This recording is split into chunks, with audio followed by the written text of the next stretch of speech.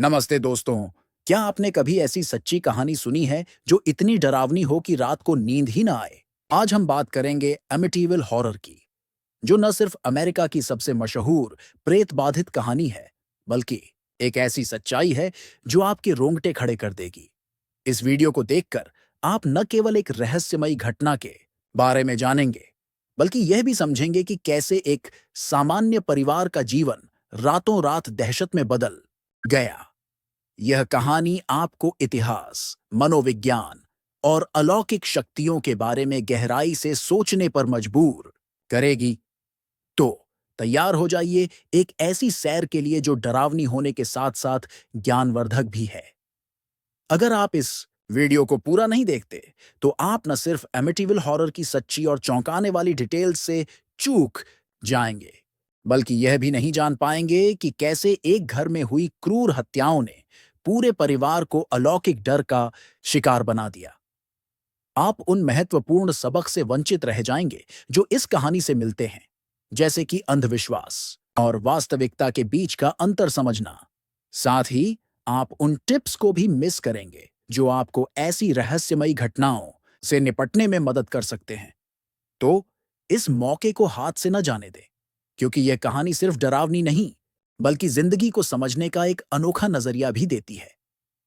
Amityville horror की कहानी शुरू होती है न्यूयॉर्क के लॉन्ग आइलैंड में, एक छोटे से शहर एमिटीविल में, जहां 112 ओशन एवेन्यू नाम का एक खूबसूरत घर खड़ा था।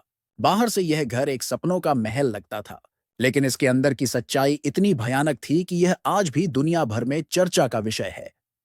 इस कहानी के दो मुख्य हिस्से हैं। पहला, 1974 में हुई रोनाल्ड डिफियो जूनियर की हत्याएं, और दूसरा, लट्स परिवार का इस घर में 1975 में अनुभव किया गया अलौकिक आतंक।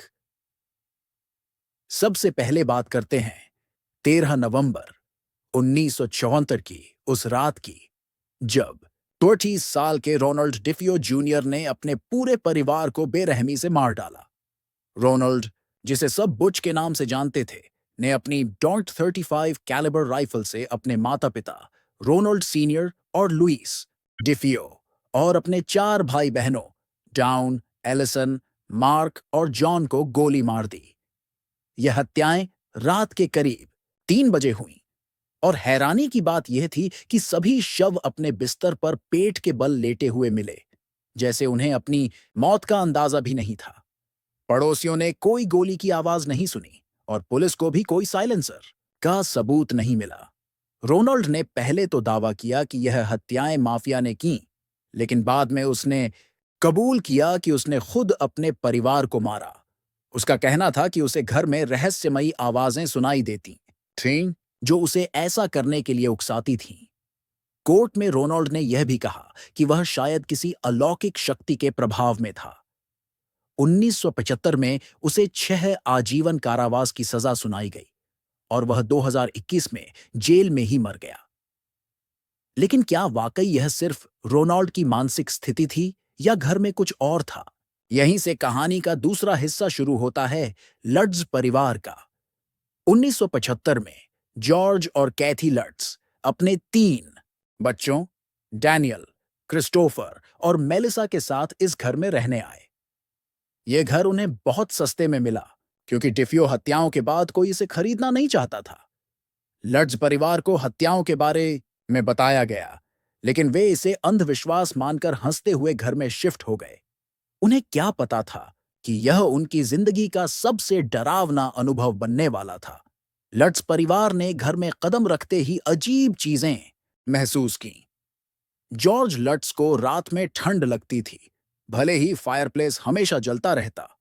वह हर रात ठीक 3:15 बजे नींद से जाग जाता, वही समय जब डिफियो हत्याएं हुई थीं। कैथी को बुरे सपने आते, जिसमें वह खून से सनी लाशें देखती। उनके बच्चों ने कहा कि उन्हें अपने कमरों में अजीब साए दिखते थे, और मेलिसा, जो सिर्फ 5 साल की थी, ने दावा किया कि उसका एक काल्पनिक दोस्त है, जोड़ी, जो एक सुअर जैसा दिखता है और उससे बात करता है।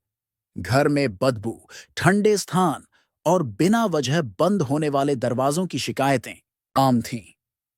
सबसे डरावनी घटना तब हुई जब जॉर्ज ने तहखाने में एक छोटा सा कमरा खोजा जिसकी दीवारें लाल रंग से रंगी थीं। यह कमरा घर के नक्शे में दर्ज नहीं था। स्थानीय लोगों ने इसे रेड रूम कहा और बताया कि डिफियो परिवार इसे स्टोरेज के लिए इस्तेमाल करता था। लट्स परिवार का कुत्ता भी इस कमरे के पास जाने से डरता था। एक रात जॉर्ज ने दावा किया कि उसने तहखाने में एक काली छाया देखी जिसकी आंखें लाल थीं। इसके बाद कैथी ने अपने शरीर पर अजीब निशान देखे, जैसे किसी ने उसे जलाया हो। लट्ज परिवार ने पादरी राल्फ पेकोरारो को बुलाया ताकि घर को आशीर्वाद दिया जाए, लेकिन पादरी ने बताया कि जैसे ही उन्होंने घर में कदम रखा, उन्हें एक गहरी आवाज सुनाई दी जो कह रही थी, गेट आउट। पादरी के हाथों पर छाले पड़ गए और उन्हें तेज बुखार हो गया। उन्होंने लट्ज परिवार को चेतावनी दी कि इस घर में कुछ गलत है। मात्र 28 दिन बाद 14 जनवरी 1976 को लट्ज परिवार ने घर छोड़ दिया। उन्होंने दावा किया कि वे अपने सामान तक लेने नहीं लौटे क्योंकि डर इतना ज्यादा था। इसके बाद उन्होंने अपनी कहानी दुनिया के सामने रखी, जिसे जे एंसन ने 1977 में द अमिटीवल हॉरर नाम की किताब में लिखा। इस किताब ने दुनिया भर में टहलका मचा दिया और 1969 में इस पर एक हॉलीवुड फिल्म भी बनी। लेकिन क्या यह सब सच था? कई जांचकर्ताओं ने लट्ज परिवार के दावों पर सवाल उठाए। कुछ का मानना था कि यह सब पब्लिसिटी स्टंट था क्योंकि लट्ज परिवार आर्थिक तंगी में था। लेकिन दूसरी ओर पादरी पेकोरारो और कुछ स्थानीय लोगों ने उनके दावों का समर्थन किया। मशहूर पैरानॉर्मल जांचकर्ता एड और लॉरेन वॉरन ने भी 1976 में इस घर की जांच की और दावा किया कि यहां नकारात्मक ऊर्जा मौजूद थी। उन्होंने कहा कि यह ऊर्जा शायद डिफियो हत्याओं या उससे भी पुरानी किसी घटना से जुड़ी हो सकती है। कुछ इतिहासकारों का कहना है कि यह घर एक प्राचीन शिनेकॉक भारतीय कब्रिस्तान के ऊपर बना था, जिसे अलौकिक गतिविधियों का कारण माना जाता है। हालांकि बाद में इस घर में रहने वाले परिवारों ने ऐसी कोई अलौकिक घटना नहीं बताई। 1970 में जिम और बारबरा क्रॉमेटी ने यह घर खरीदा और 10 साल तक वहां रहे। उन्होंने कहा कि उन्हें कोई भूतिया अनुभव नहीं हुआ। फिर भी 112 ओशन एवेन्यू आज भी पर्यटकों और पैरानॉर्मल उत्साही लोगों के लिए आकर्षण का केंद्र बना हुआ है। एमिटीविल हॉरर की कहानी सिर्फ डरावनी नहीं, बल्कि यह सवाल भी उठाती है कि क्या वाकई अलौकिक शक्तियां होती हैं? क्या यह सब मानसिक दबाव और अंधविश्वास का नतीजा था, या फिर उस घर में कुछ ऐसा था जो विज्ञान समझ नहीं पाया? ये कहानी हमें यह भी सिखाती है कि कभी-कभी सच और झूठ के बीच की रेखा बहुत पतली होती है। एमिटीविल हॉरर की कहानी हमें कई सबक देती है। अगर आप कभी ऐसी जगह पर जाएं जहां का इतिहास संदिग्ध हो, तो पहले उसकी पूरी जांच कर लें। पुराने घर खरीदने से पहले स्थानीय लोगों से बात करें और किसी विश्वसनीय पैरानॉर्मल विशेषज्ञ की सलाह लें। अगर आपको घर में अजीब अनुभव हो, जैसे ठंडे स्थान, बदबू या रहस्यमयी आवाजें, तो इसे नजरअंदाज न करें। एक डायरी में अपने अनुभव लिखें और किसी विशेषज्ञ से संपर्क करें। सबसे जरूरी, डर के आगे न झुकें। कई बार हमारा दिमाग हमें वह दिखाता है जो हम विश्वास करते हैं।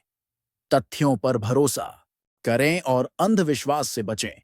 अगर आप ऐसी कहानियों में दिलचस्पी रखते हैं, तो अपने आसपास की स्थानीय किंवदंतियों को खोजें और उनके पीछे की सच्चाई जानने की कोशिश करें। दोस्तों, एमिटीविल हॉरर की यह सच्ची कहानी कैसी लगी? क्या आप मानते हैं कि यह घर वाकई प्रेत बाधित था, या यह सब एक मनगढ़ंत कहानी थी? अपनी राय कमेंट्स में जरूर बताएं। अगर आपको ऐसी और डरावनी सच्ची कहानियां सुनना पसंद है, तो हमारे चैनल को सब्सक्राइब करें और बेल आइकन दबाना न भूलें। अगली बार फिर मिलेंगे एक नई कहानी के साथ। तब तक सावधान रहें, सुरक्षित रहें और रात को अकेले मत घूमें। नमस्ते।